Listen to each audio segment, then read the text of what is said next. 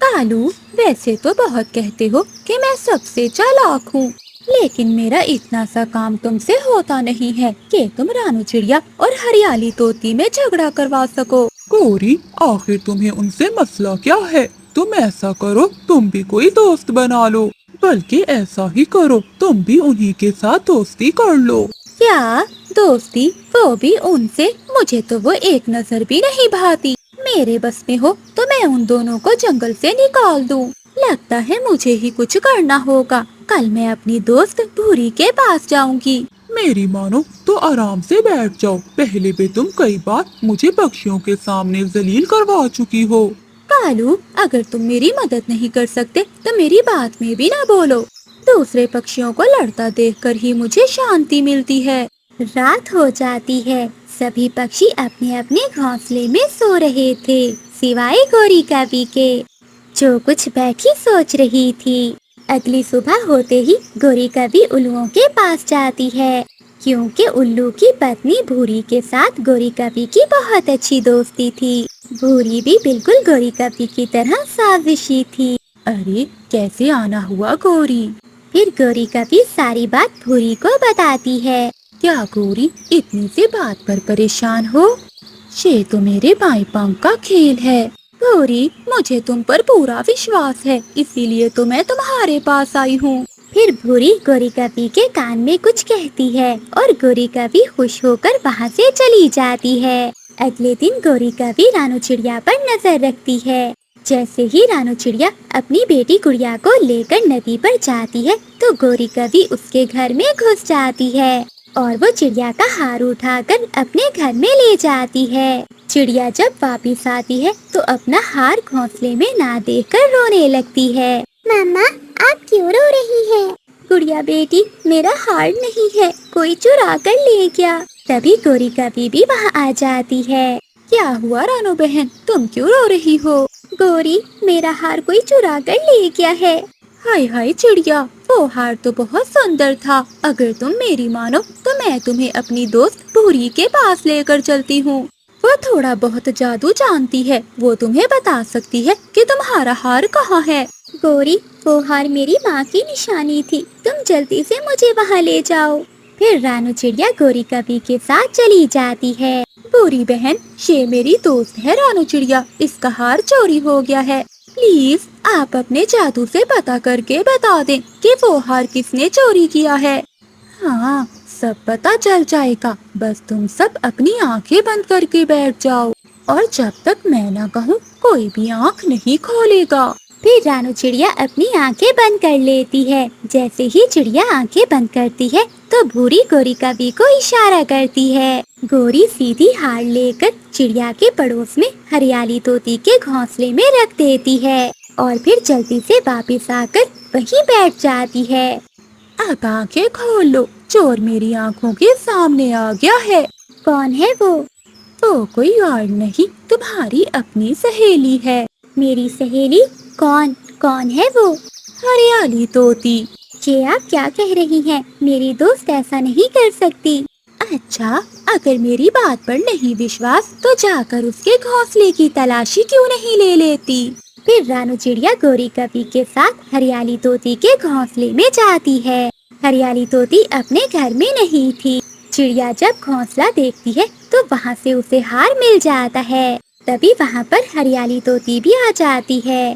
چڑیا، تم جہاں ہو اور نہ جانے میں تمہیں کہاں کہاں سے ڈھونڈ کر آ رہی ہوں۔ ہریالی، تم نے ایسا کیوں کیا؟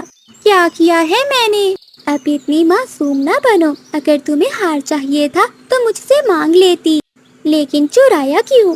چڑیا، یہ تم کیا کہہ رہی ہو؟ میں تمہارا ہار بھلا کیوں چراؤں گی؟ میں جانتی ہوں کہ یہ ہار تمہیں بہت پیارا ہے۔ ہریالی، اگر یہ ہار تمہارے گھونسلے سے نہ ملتا تو میں تمہاری باتوں پر وشواس کر لیتی۔ ہریالی، تم نے آج میرا وشواس کھو دیا ہے، میرا آج کے بعد تم سے کوئی تعلق نہیں ہے۔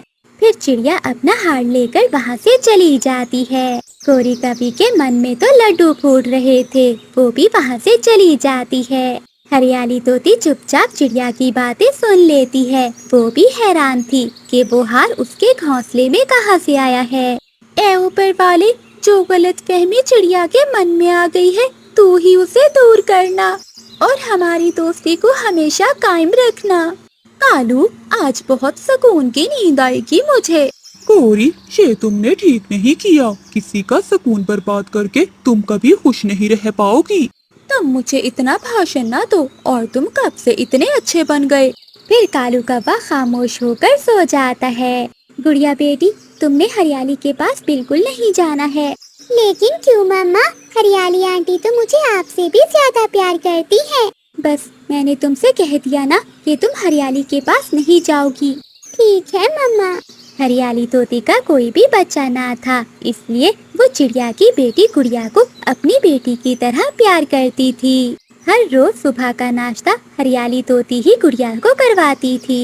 اگلی صبح جب ہریالی طوطی گڑیا کو لینے آتی ہے تو گڑیا ساتھ جانے سے انکار کر دیتی ہے۔ ہریالی بہت دکھی ہوتی ہے۔